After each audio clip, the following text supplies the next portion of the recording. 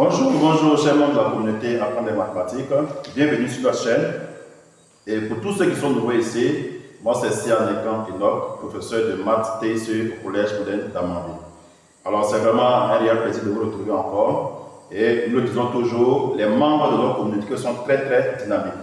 Nous sommes là dans le cadre de la logique pour tous ceux qui préparent le concours. Et réellement, nous mettrons en lien le lien WhatsApp pour que vous puissiez vraiment intégrer notre groupe afin de poser toutes vos préoccupations et que là-bas aussi on puisse échanger sur les exercices parce qu'on ne peut pas tout dire dans les vidéos. Alors, voici l'exercice qu'un membre nous a donné ce matin, très tôt d'ailleurs même, et réellement nous avons pu regarder, c'est vrai, il y a des subtilités, mais nous le disons toujours, la méthodologie est la chose la plus importante dans le carré logique. C'est parti pour la correction de l'exercice numéro 1. Alors ici, c'est un carré de 4 lignes, 4 colonnes, un carré de lettres, avec une base. La base, on a B, E, O, R, S, T. Et puis, ici, voici le carré qui est là. Les informations sont aussi à droite.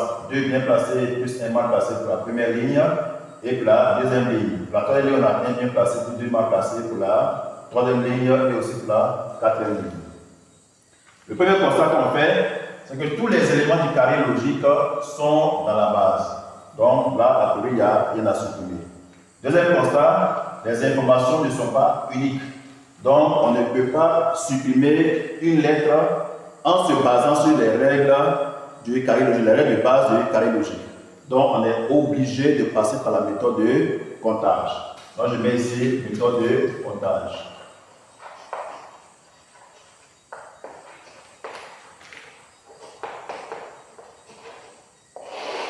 Alors, méthode de comptage, on va déjà faire la somme des éléments, de tous les éléments qui sont concernés dans les informations.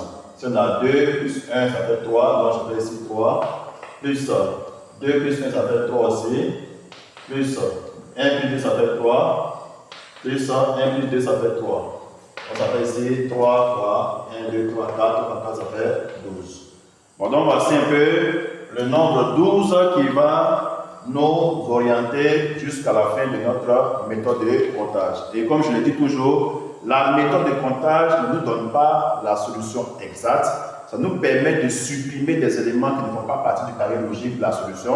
Et puis après, maintenant, il faut continuer toujours avec les hypothèses successives pour pouvoir maintenant voir comment ça s'appelle les éléments, la bonne position des éléments qu'on a trouvés. Ok. Maintenant, après avoir eu la somme de tous ces éléments-là, qui donne 12, on va maintenant passer, on va compter dans le nombre de fois qu'apparaît chaque élément du carré logique. Donc, le haut ici, il apparaît pour les fois 1, 2, 3 fois. Donc, le haut apparaît 3 fois. Le T, il apparaît pour les fois 1, 2, 3, 4 fois. Le T apparaît 4 fois. Le S, il apparaît comme deux fois, 1, 2, 3 fois. Le S apparaît 3 fois. Le B, il apparaît comme deux fois, 1, 2, 3, 4. Le B apparaît 4 fois. Après, on a déjà fait le T, on a fait le S, le O, le B, on a déjà fait. Le R, il apparaît comme deux fois une seule fois. Donc le R, je mets ici une fois. Et puis, T, B, on a déjà fait. E, le B apparaît une fois. On le laisse une fois. Voilà. T, B, O, S, on a déjà fait. Donc, voici un peu tous les éléments dans notre carré logique avec le nombre de fois apparu dans ce carré. Bien, maintenant, on va faire les sommes pour qu'on puisse avoir exactement 12. Alors, la somme qu'on va nous arranger ici. Alors, je vois 3 plus 4, ça fait 7 plus 3. Ça fait 10, plus 1 plus 1, ça fait 12. Mais ça fait intervenir 1, 2, 3, 4, 5 éléments. Or, dans la solution, il faut forcément 4 éléments. Donc, cette somme-là ne peut pas nous arranger. Je regarde encore, on a 4 plus 4, ça fait 8, plus 3, ça fait 11, plus 1, ça fait 12. Donc, je mets ici 4 plus 4 plus 3, plus 1 égale à 12. Et ça fait intervenir combien d'éléments? 1, 2, 3, 4 éléments. Donc là, ça marche, nous arrange. Ok, on va maintenant répertorier tous les éléments qui interviennent dans cette somme. Déjà, 4 fois, on a le T qui apparaît 4 fois, le B qui apparaît 4 fois. Donc les deux là sont forcément dans la solution. Ensuite, 3 fois, le S apparaît 3 fois, le O apparaît 3 fois. Or, ici, il faut un seul élément qui apparaît 3 fois dans la somme. Du coup, on a besoin de faire des cas. Pour une fois aussi, c'est pareil, on a deux éléments qui apparaissent une fois, donc là aussi encore, il faut faire des cas. Donc, allons-y pour les différents cas. Donc, déjà, le T et le B vont apparaître 4 fois, donc ceux-là, ils sont déjà dans la solution. T, B. Alors, 3 fois, on va prendre déjà le O. Voilà. Et puis ici, une fois, on va prendre le R. Ensuite, on va mettre T, B. Donc, je vais mettre mon O pour que je puisse maintenant mettre ici mon E qui apparaît une fois. Donc, voici les deux premiers cas lorsque O est pris dans notre solution. Ensuite, je prends mon T et mon B. Et puis, au lieu de prendre O, maintenant, je prends cette fois-ci le S. Et puis maintenant, là, une fois, je prends le R d'abord. Et puis après, le T, le B, le S, et puis maintenant mon E. Donc, voici 4 cas que nous allons confronter avec les informations qui sont là, cas par cas. Et puis, on va voir maintenant quel est le cas qui contient les éléments de la solution. Donc, passons maintenant, voilà, nos carrés ici, les nos carrés pour pouvoir confronter les cas et avoir des hypothèses successives pour voir si c'est conforme aux informations ou pas. Je prends le premier. On a T, B, O, R. On suppose que ce sont ces éléments qui font partie de la solution. Donc, si on a T, B, O, R, on va dire que S et E ne font pas partie. C'est ça le but de la méthode de comptage. Il faut déjà supprimer les lettres qui ne font pas partie de la solution en fonction des différents cas. Donc, ici, mon S et puis mon E ne font pas partie de la solution, je vais les supprimer. Je prends ici S, S, S, et puis le E, le E. Voilà. Maintenant, je vais prendre les hypothèses successives. Au niveau de la, je vais choisir la première ligne. Parce que je vais prendre la ligne où il y a beaucoup plus d'éléments qui sont bien placés. Je vais prendre la première et la deuxième ligne. Mais pas la troisième et la quatrième ligne, parce que la troisième et la quatrième ligne vont donner beaucoup trop d'hypothèses. Donc, je préfère prendre là où c'est déjà bien placé. Donc, je suppose que O était, donc je mets ici O était bien placé. Voilà, et B mal placé, donc je vais mettre ça ici. Là, c'est le premier cas. Deuxième cas, soit c'est O et B bien placés. Donc, T mal placé, ça va se positionner plutôt ici. Troisième cas, je prends T et B bien placés.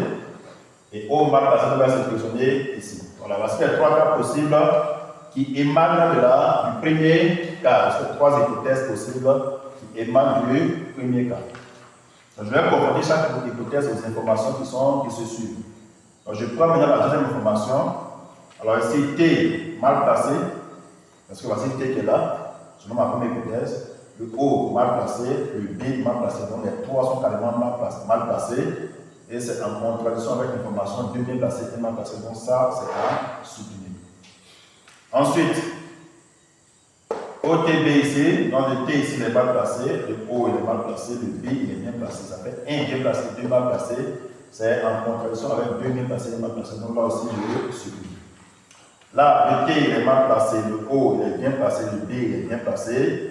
Donc là, 2 bien placé, 1 mal placé, c'est conforme à cette information. Donc je continue avec la ligne qui suit. Donc là, le R, sa position est vide. Donc je laisse d'abord. Le T il est bien placé.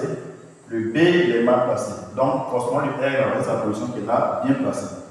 Donc on revient maintenant pour dire le R il est bien placé. Le T il est bien placé. Le B est mal placé. 2 bien placés, 1 mal placé.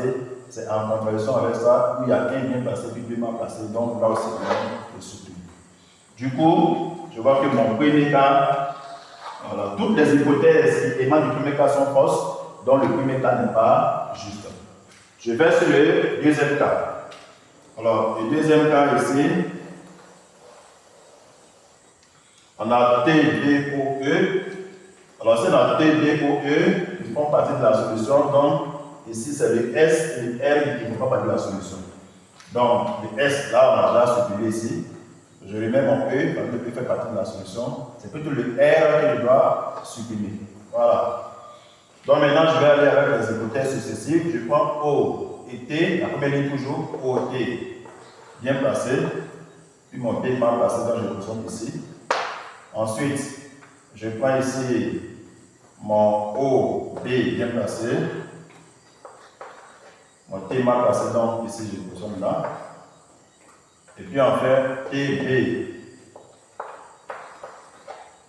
bien placé, mon O mal placé, je positionne ici. Bon, il est clair que déjà les deux là, on a déjà barré. Celui qui voit un peu ce qu'on a fait pour le premier cas, mais on peut toujours le faire, ce n'est pas un problème. Ici le T, il est mal placé, le O mal placé, le B mal placé, les trois sont mal placés. Contraction avec ça, donc ça, on supprime. Le O, ici, le T, il est mal placé, le O, il est mal placé, le B, il est bien placé.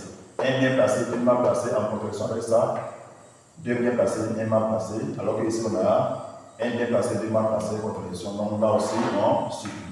Je prends le troisième cas. Le T, il est mal placé, le O, bien placé, B, bien placé. On a deux bien placés, un mal placé, donc c'est conforme à cette ligne-là. C'est juste, on peut continuer avec la ligne suivante.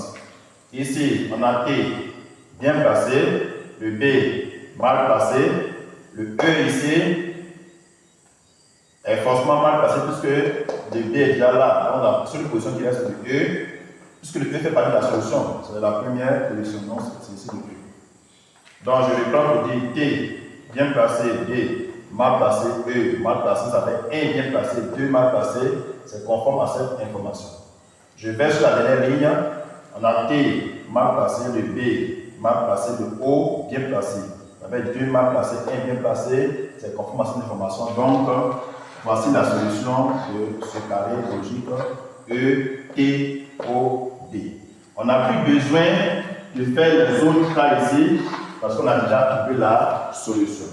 Donc, chers amis, chers membres de la communauté, apprendre les mathématiques, j'espère que cela vous a aidé. Laissez en commentaire vos impressions et véritablement, bonne grâce à vous. À nous revoir pour la suite des exercices. Merci et bonne soirée.